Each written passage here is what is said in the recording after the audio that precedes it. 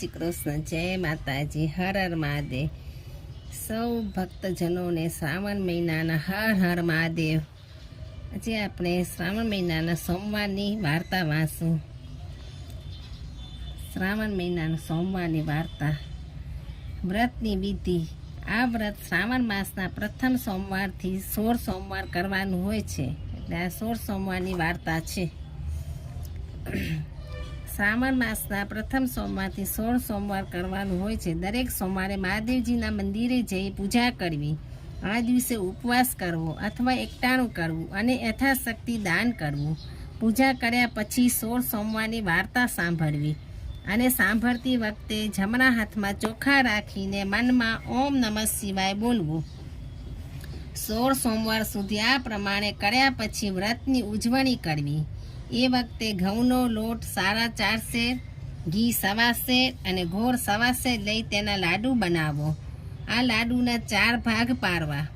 એક ભાગ મહાદેવના મંદિરમાં પૂજારીને થાળ કરીને આપવો, બીજો ભાગ નાના બાળકોને વેચી આપવો, ત્રીજો ભાગ મૂંગા પ્રાણીઓને ખવડાવી દેવો અને ચોથો ભાગ પોતે સકુટુંબ પ્રસાદ તરીકે આરોગવો. આ વ્રત જો હૃદયપૂર્વક કરવામાં આવે તો વ્રત કરનારને અચૂક તેનું ફળ મળે જ છે. ભગવાન શંકર અને મા પાર્વતીની કૃપાથી આપની હર મનોકામના પૂર્ણ થાય છે. પૂર્ણ શ્રદ્ધાથી કરેલું વ્રત ક્યારેય નિષ્ફળ જતું નથી. પ્રભુ તેને જરૂર ફળ આપે છે. આ હતી વ્રતની વિધિ. હવે આપણે 16 સોમવારની વાર્તા વાંચશું. કૈલાસ પર્વત પર ભગવાન શંકર અને પાર્વતી સોગઠાબાજી રમતા બેઠા હતા. બાજી પૂરજોશમાં ચાલી રહી હતી. બંનેમાંથી કોઈ હારતું ન હતું અને કોઈ જીતતું પણ ન હતું. એવામાં રુદ્રદત્ત નામ એક બ્રાહ્મણ ત્યાં આવી ચઢ્યો. મહાદેવજીએ તેને ન્યાય તોલવાનું કામ સોંપ્યું. એક બાજી પૂરી થતાં પાર્વતી બોલ્યા, બોલો બ્રહ્મદેવ, કોણ જીત્યું? મારા પ્રભુ જીત્યા, બ્રાહ્મણે કહ્યું. ખરેખર તો પાર્વતી જીત્યા હતા, છતાં બ્રાહ્મણ જૂઠું બોલ્યો.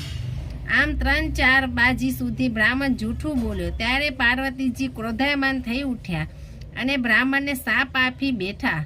ભૂદેવ, તારા જૂઠાણાની તો હવે હદ આવી ગઈ છે. જો હું તને શાપ આપું છું, તારા શરીરે કોઢ ફૂટી નીકળશે. મા પાર્વતીનો શાપ કદાપી મિથ્યા જતો નથી. એ જ વખતે રુદ્રદત્તના આખા શરીરે કોઢ ફૂટી નીકળ્યો. બ્રાહ્મણે માતાજીને ખૂબ કાલાવાલા કર્યા.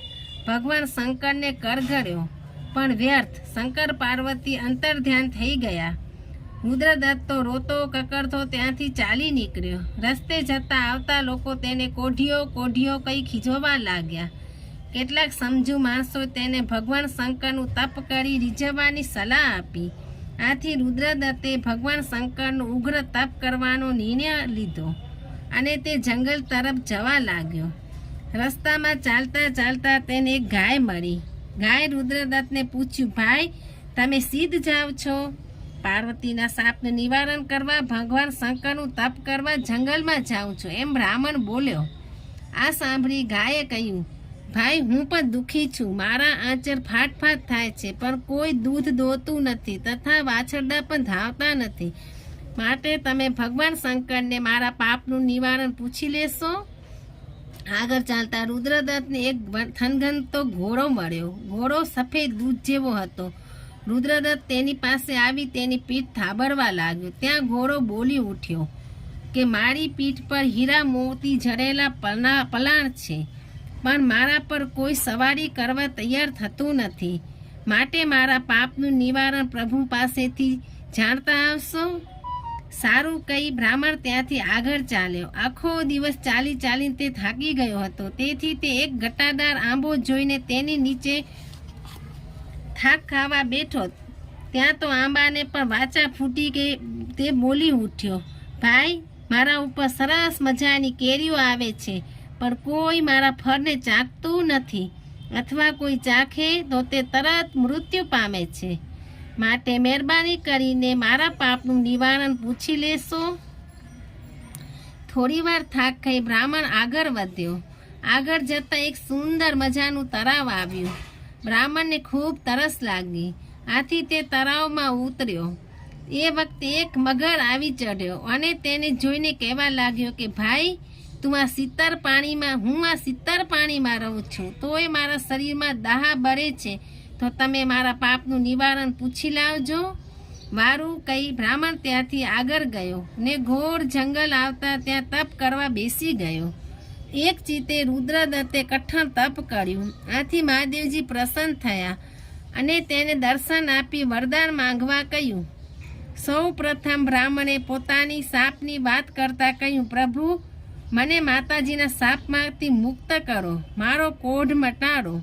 મહાદેવજીએ કહ્યું, ભૂદેવ, જો તું સાચા હૃદયથી 16 સોમવારનું વ્રત કરે તો તારો કોઢ મટી જશે અને માતાજીના શાપમાંથી તું મુક્ત બની જઈશ. આ સાંભળી બ્રાહ્મણ ખુશ થઈ ગયો. ત્યાર પછી તેને ગાયની વાત કરી. તેના જવાબમાં મહાદેવજી બોલ્યા, પૂર્વજન્મમાં એ ગાય સ્ત્રી સ્વરૂપે હતી. તેને કોઢાવેશમાં આવીને પોતાના ધાવતા બાળકને છૂટું પાડ્યું હતું. તું એના આંચળમાંથી દૂધ કાઢી તે વડે મારી પૂજા કરજે, આથી એનું દુઃખ દૂર થઈ જશે. ત્યાર પછી તેણે ઘોડાનું દુઃખ કંઈ સંભળાવ્યું. તેના નિવારણ અર્થે મહાદેવજી બોલ્યા, આગલા જન્મમાં એ ઘોડો વાણિયો હતો. તે તોલ માપના ખોટા કાંટલા રાખી લોકોને છેતરતો હતો અને લોકોને ઉછીના પૈસા આપી વ્યાજ સાથે બમણા વસૂલ કરતો હતો. માટે તું જાતે જઈને એના પર સવારી કરજે, આથી એનું દુઃખ દૂર થઈ જશે. રુદ્રદત્તે આંબાના પાપનું નિવારણ પૂછતા મહાદેવજીએ કહ્યું, પૂર્વજન્મમાં એ લોભિયો માણસ હતો. તેની પાસે પુષ્કળ પૈસા હોવા છતાં પુણ્યદાન કરતો ન હતો. તેના નિવારણ રૂપે આંબા નીચે જે ધન ભરેલા ચરુઓ દાટેલા છે તે તું ખોદીને કાઢી લેજે અને સઘળું ધન સત્કાર્યમાં વાપરજે, આથી એનું સઘળું કષ્ટ દૂર થશે. છેવટે રુદ્રદત્તે મગરના પાપનું નિવારણ પૂછતા મહાદેવજી હસીને કહ્યું, પૂર્વજન્મમાં એ તારા જેવો બ્રાહ્મણ હતો. કાશીમાં જઈને ખૂબ વિદ્યા ભણીને તે મોટો પંડિત બની ગયો હતો, પરંતુ તે કોઈને વિદ્યા શીખવાડતો ન હતો. વિદ્યા જેવું એકે દાન નથી, છતાં એ કૃપણ બ્રાહ્મણે કોઈને વિદ્યા શીખવી નહીં. આથી તે આ ભવે મગરના અવતારે કષ્ટ સહન કરી રહ્યો છે. તેના નિવારણ રૂપે તું ફક્ત મારા શિવલિંગ પર ચઢાવેલું બીલીપત્ર લઈને એની આંખે અડાડજે, જેથી તેની બળતરા તુરંત દૂર થઈ જશે. રસ્તામાં મળેલા દરેક જણાના પાપનું નિવારણ જાણી રુદ્રદત્ત મહાદેવજીને પ્રણામ કરી પાછો ફર્યો. સૌ પ્રથમ તે મગર પાસે જઈ પહોંચ્યો. તેણે બાજુમાં આવેલા મહાદેવજીના મંદિરમાં જઈ બીલીપત્ર ચડાવ્યું અને તે લઈને તેની બંને આંખે લગાડ્યું. આથી મગરના શરીરમાંથી બળતરા ગાયબ થઈ ગઈ અને તેની જગ્યાએ ઠંડક થઈ ગઈ. તેણે ધનના ચરુ ખોદીને કાઢ્યા અને એ ધન સત્માર્ગે વાપરવાનો સંકલ્પ કરીને આંબાના ઝાડ પરથી કેરી તોડીને ખાધી તો તે તેને અમૃત જેવી મીઠી લાગી. થોડેક આગળ ગયા પછી રુદ્રદત્તને ઘોડો મળ્યો. તેના પર સવારી કરતા બ્રાહ્મણે કહ્યું, તારા પાપનું નિવારણ થઈ ગયું છે, માટે હવે તારી દરેક મનોકામના પૂર્ણ થશે. વળી પાછળ રુદ્રદત્ત આગળ વધ્યો. ત્યાં તેને રસ્તામાં ગાય મળી. તેના નિવારણ અર્થે તેને તેના આચરણમાંથી દૂધ કાઢી મહાદેવજીને સ્મરણ કરી એક શિલા પર અભિષેક કર્યો. તે તરત જ ગાયનું દુઃખ દૂર થઈ ગયું અને નાચતા કૂદતા વાછરડો આવીને તેને ધાવા લાગ્યો. શ્રાવણ માસ આવ્યો એટલે રુદ્રદત્તે 16 સોમવારનું વ્રત કરવા માંડ્યું. બ્રાહ્મણની અરગ શ્રદ્ધા અને ભક્તિથી ખુશ થઈ મહાદેવજીએ તેનું શરીર પહેલા હતું એનાથી પણ અધિક કંચનવર્ણનું બનાવી દીધું. આમ પાર્વતીના શાપમાંથી મુક્તિ મેળવી રુદ્રદત્ત પોતાના ગામના પાદરે આવી ચડ્યો. ત્યાં તેણે એક વિશાળ મંડપ બાંધેલો જોયો. તેમાં દેશ દેશાવરના રાજકુમારો અલંકાર વસ્ત્રો સજીને બેઠા હતા. રુદ્રદત્તે ત્યાં ઊભેલા એક માણસને પૂછતા જાણવા મળ્યું કે આજે રાજાની કુંવરીનો સ્વયંવર યોજાવાનો છે. રુદ્રદત્ત આ બધો ઠાઠ જોતો એક જ બાજુ ચૂપચાપ ઊભો હતો. ત્યાં એક ચમત્કાર સર્જાયો. એક શણગારેલી હાથની સૂંઢમાં સોનાનો કળશ લઈ દોલતી દોલતી આવી પહોંચી. અને મંડપ બહાર ઉભેલા રુદ્રદત્ત પાસે આવી તેના પર કરસ ઢોળી દીધો. આ જોઈ ત્યાં ઉપસ્થિત સૌ કોઈને આશ્ચર્ય થયું, પરંતુ અગાઉ કરેલી શરત અનુસાર રાજાને પોતાની દીકરી રુદ્રદત્ત સાથે પરણાવી પડી અને તે પોતાની દીકરીને પરણાવી સોના ચાંદી પહેરામણી આપી તેની સાથે પોતાની કુંવરી વરાવી પડી. ઈશ્વર પાર્વતીની કૃપાનું આ ફળ હતું. રુદ્રદત્તે 16 સોમવાર પૂરી આસ્થાથી કર્યા હતા. આથી તેને રાજકુંવરી મળી હતી. હવે તે રાજા બન્યો હતો અને કુંવરી રાણીનું પદ શોભાવતી હતી. 16 સોમવાર પૂરા થઈ રાજા રુદ્રદત્તે રાણીને વ્રત ઉજવવા માટે તૈયારી કરવા કહ્યું. વ્રત સી રીતે ઉજવવું તેની સઘળી માહિતી રાણીને આપી દીધી. મારે ભગવાન શંકરનું વ્રત છે, માટે સારા 4 શેર ઘઉંનો લોટ, 1.25 શેર ઘી ને 1.25 શેર ગોળ લઈને લાડુ કરજે. લાડુના 4 ભાગ કરવા, 1 ભાગ મંદિરમાં પૂજારીને, 1 ભાગ રમતા બાળકને, 1 ભાગ ગાયના ગોવાળને અને 1 ભાગ મારા માટે રાખજે. રાણીએ વિચાર્યું કે મારા પતિ તો રાજા છે, એ કાંઈ એકલા લાડુ થોડા જ ખાય, એટલે એને તો જાત જાતના અને ભાત ભાતના શાક અને પકવાન બનાવ્યા.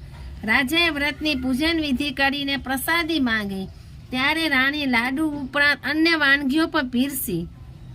આથી રાજા ગુસ્સે થયો, કારણ કે વ્રતના ઉજવવામાં પ્રસાદ તરીકે લાડુ સિવાય બીજું કંઈ જ ન ખવાય.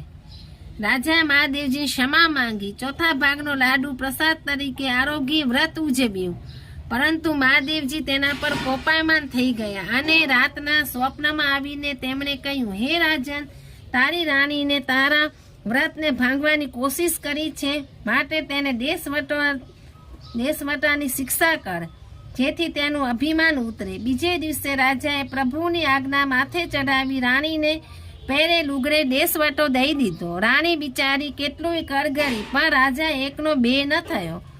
છેવટે રાણી રડતી કકડતી એક ગામમાં આવી પહોંચી. ત્યાં એક ઝૂંપડીમાં ડોશીમાં રેતીઓ કાઢતા બેઠા હતા. ત્યાં જઈને રાણીએ તેમની પાસે પીવાનું પાણી માંગ્યું. ડોશીએ આ સ્ત્રી પર દયા આવી અને તેમણે ઊભા થઈને તેને પીવાનું પાણી આપ્યું તથા રહેવા માટે આશરો આપ્યો. પરંતુ 2 દિવસ થયા ત્યાં તો ડોશીથી સૂતર ઓછું કંટાવા લાગ્યું, તેના તાર તૂટી જવા લાગ્યા. આથી ડોશીએ રાણીને અપશુકનિય માનીને કાઢી મૂકી. રાણી બિચારી પોતાના કર્મનો વાંક કાઢતી ત્યાંથી આગળ વધી. એક ગાંચડે તેને આશરો આપ્યો તો ત્યાં પણ તેના પગલાથી ઘાણીમાંથી તેલ ઓછું નીકળવા લાગ્યું. આથી ગાંચડે પર તેને કાઢી મૂકી. આગળ જતા એક માલણે તેને આશરો આપ્યો, પણ તેના પગલા પડતા જ બગીચામાંના બધા ફૂલો કરમાઈ જવા લાગ્યા. આથી માલણે પણ તેને જાકારો આપ્યો. રાણી હવે ખૂબ થાકી ગઈ હતી, તેને તરસ પણ લાગી હતી. આથી તે એક કૂવા આગળ આવીને ત્યાં ઊભેલી એક પનિયારી પાસે પાણી પીવા માંગ્યું. પેલી પનિયારી તેને પાણી પાવા જાય છે ત્યાં તેનો ગળો ફૂટી ગયો. આથી એને છણકો કરીને રાણીને પાણી પાયા વગર કાઢી મૂકી. આમ રાણી વખતની મારી આમ તેમ ભટકતી એક સાધુ મહારાજની ઝૂંપડી પાસે આવી પહોંચી. તેમણે તેને આવકાર આપ્યો અને જમાડીને તેની પાસેથી સઘળી વાત જાણી લીધી. સાધુ મહારાજ તેનું સઘળું દુઃખ પામી ગયા. તેમણે રાણીને આશ્વાસન આપતા કહ્યું, બેટી, આપણે વ્રત ન કરીએ અને અન્ય કોઈ વ્રત કરતું હોય તેનામાં ભંગ પાડીએ. આથી દુઃખના ડુંગર તૂટી ન પડે તો બીજું શું થાય? આપણે કોઈનું ભલું ન કરી શકીએ તો કંઈ નહીં, પણ કોઈનું બુરું તો ન જ કરવું જોઈએ ને. ત્યારબાદ સાધુએ તેને 16 સોમવારનું વ્રત કરવા કહ્યું અને તેની વિધિ જણાવી. રાણીએ વ્રત કરવાનું કબૂલ કર્યું અને થોડા દિવસ પછી શ્રાવણ માસ આવ્યો એટલે એને વ્રત શરૂ કર્યું. આમ રાણીએ 16 સોમવાર પૂરા કર્યા અને તેનું ઉજવણું કર્યું. મહાદેવજી રાણી પર ખૂબ જ પ્રસન્ન થયા. તેને સર્વ રીતે સુખી કરવા રાજાને સ્વપ્નમાં મહાદેવજી દર્શન દીધા અને કહ્યું, હે રાજા, તારી રાણીએ મારા 16 સોમવારનું વ્રત પૂરું કર્યું છે, માટે હું એના પર ખૂબ જ પ્રસન્ન થયો છું. હવે તું એને મહેલમાં તેડી લાવ. રાજા બીજા દિવસે સવારે રાણીની શોધમાં ફરતો ફરતો સાધુ મહારાજની ઝૂંપડી આવી પહોંચ્યો. રાજાને આવેલો જોઈ રાણી ખૂબ રાજી થઈ. તેણે સાધુ મહારાજને ઓળખાણ આપતા કહ્યું, મહારાજ, આ મારા પતિદેવ છે. તેઓ મને તેડવા આવ્યા છે, માટે મને જવાની રજા આપો. સાધુ મહારાજે તેને રજા આપતા કહ્યું, બેટી, હું તને આ મંત્રેલા જળની જાળી આપું છું. એ જળ વડે તું ગમે તેનું દુઃખ દૂર કરી શકીશ. આ વાત સાંભળી રાજા રાણી ખૂબ ખુશ થઈ ગયા અને તેમની રજા લઈ ત્યાંથી ચાલી નીકળ્યા. રસ્તામાં પનિયાળી મળી. રાણીએ ફૂટેલા ઘડા પર મંત્રેલું જળ છાંટ્યું. આથી તે આખો બની ગયો. વધુમાં રાણીએ મહાદેવજીના પ્રતાપની વાત કરી. તેથી પનિયાળી પર 16 સોમવારનું વ્રત કરવા તૈયાર થઈ. આગળ જતા ઘાંચરનું ઘર આવ્યું. તેની ઘાણીમાંથી તેલ નીકળતું નહોતું. રાણીએ મંત્રેલા જળને ઘાણી પર છાંટ્યું એટલે ધાણી ધમધમાટ ચાલવા માંડી. રાણીએ મહાદેવજીના વ્રતની વાત કરી. આથી ઘાંચર પર રાજી થઈને વ્રત કરવા તૈયાર થઈ. એ જ રીતે માલણના બગીચામાં આવી રાણીએ જળ છાંટ્યું. ત્યાં તો કરમાયેલા ફૂલો પાછા ખીલી ઉઠ્યા. તેને પણ વ્રતની વિધિ કહી રાજા રાણી આગળ વધ્યા. રેટીઓ કાંટતી ડોશીની ઝૂંપડીએ રાજા રાણી આવી પહોંચ્યા. ડોશી રેટીઓ કાંટે પણ વારે ઘડી તાર તૂટી જાય. આથી રાણીએ મંત્રેલા જળનો રેટીઓ પર છંટકાવ કર્યો. ડોશીનો રેટીઓ સરસરાટ ચાલવા લાગ્યો. અંદરથી લાંબા લાંબા તાર નીકળવા લાગ્યા. આથી ડોશી રાણી પર ખૂબ જ ખુશ થઈ ગઈ અને તેને ખરા હૃદયના આશીર્વાદ આપ્યા. આમ રાજા રાણી સર્વેનું દુઃખ હરતા પોતાના મહેલમાં આવી પહોંચ્યા. રાણીને પોતાના પુનર્ગમનના આનંદ રૂપે આખા ગામને જમાડવાની ઈચ્છા થઈ. તેને રાજાને વાત કરી. રાજાએ ખુશ થઈને વાતને વધાવી લીધી અને ગામમાં ઢંઢેરો પીટાવી સાંજે પોતાને ત્યાં જમવા માટે નગરજનોને નોતરા આપી દીધા. સાંજ પડી એટલે સૌ કોઈ જમવા આવી ગયા. મહેલની સામે વિશાળ મંડપ ઊભો કરવામાં આવ્યો હતો. ત્યાં સૌ કોઈ જમવા બેસી ગયા હતા.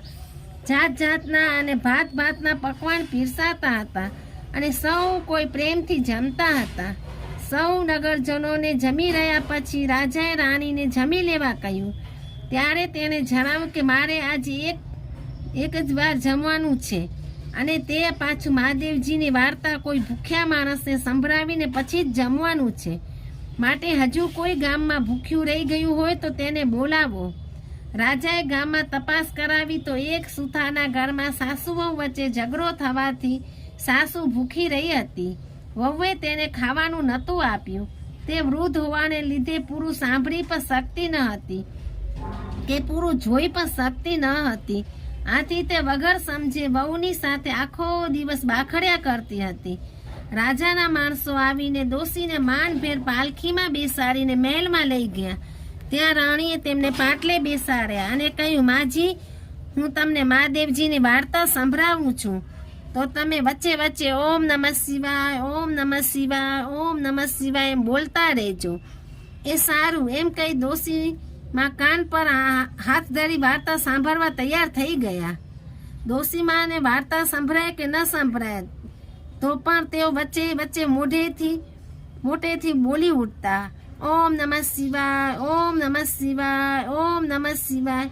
આમ વારંવાર પરમ કૃપાળુ પરમાત્માનું નામ લેવાથી ધીરે ધીરે ડોશીના કાનની બેરાશ જતી રહી અને આંખોમાં જે ઝાંખપ પડી હતી તે પણ ગાયબ થઈ ગઈ. ડોશી સાંભળતા અને દેખતા થઈ ગયા. તેઓ વચ્ચે જ બબડી ઉઠ્યા, વહુ બેટા, હું આ શું જોઉં છું? જુઓ તો ખરા, હું તમને સ્પષ્ટ જોઈ શકું છું અને તમે જે કંઈ બોલો છો એ હું સ્પષ્ટ સાંભળી શકું છું. આ બધું સી રીતે બન્યું? ડોશીની વાત સાંભળી રાણીએ ખુશ થતા કહ્યું, માજી, આ રૂરો પ્રતાપ મહાદેવજીના વ્રતનો છે. તમે મહાદેવજીના વ્રતની વાર્તા ભક્તિપૂર્વક સાંભળી તેનું આ તમને ફળ મળ્યું છે. ડોશી તો આ સાંભળી ખુશ થઈ ગયા અને કહેવા લાગ્યા, જો વાર્તા સાંભળવાથી આટલું ફળ મળતું હોય તો વ્રત કરવાથી કેટલું ફળ મળે? રાણીએ ડોશીને 16 સોમવારના વ્રતની વિધિ જણાવી અને તેમને જમાડીને વિદાય કર્યા. ડોશીમાં પોતાના ઘેર આવી પહોંચ્યા.